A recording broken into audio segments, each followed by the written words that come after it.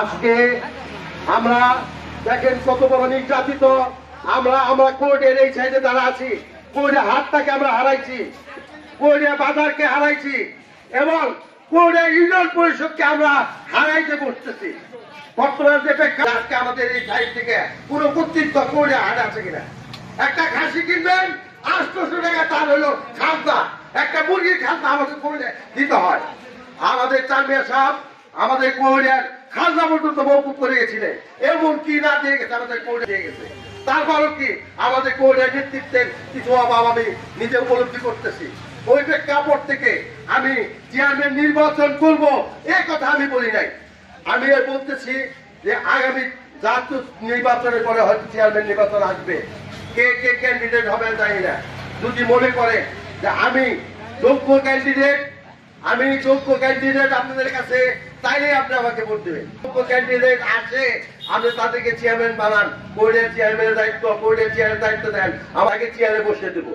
আর আমি সকলের কাছে দোয়া চাচ্ছি, আমার ব্যক্তিগত ভাবে একটু অনুরোধ একটাই, আমরা সুশৃঙ্খল ভাবে সুন্দর ভাবে যারা আমাদেরকে ভালোবেসে এখানে এসেছে, যদি একটা হুন্ডার সাথে একটা হুন্ডা একটু ধাক্কা লাগেই যায়, তাহলে ফট করে আপনারা হুন্ডা আসতে চালাবেন।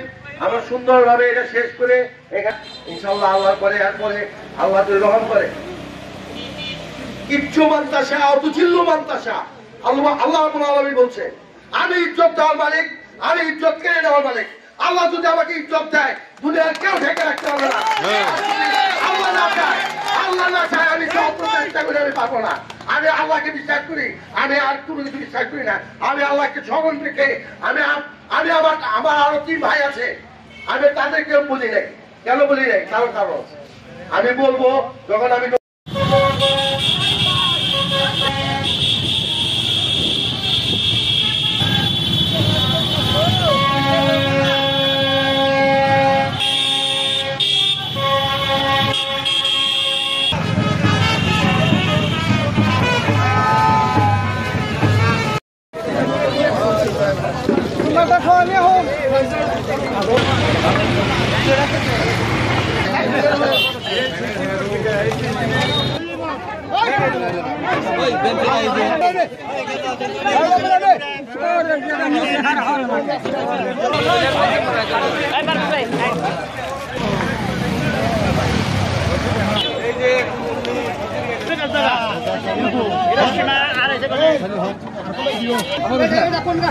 আমরা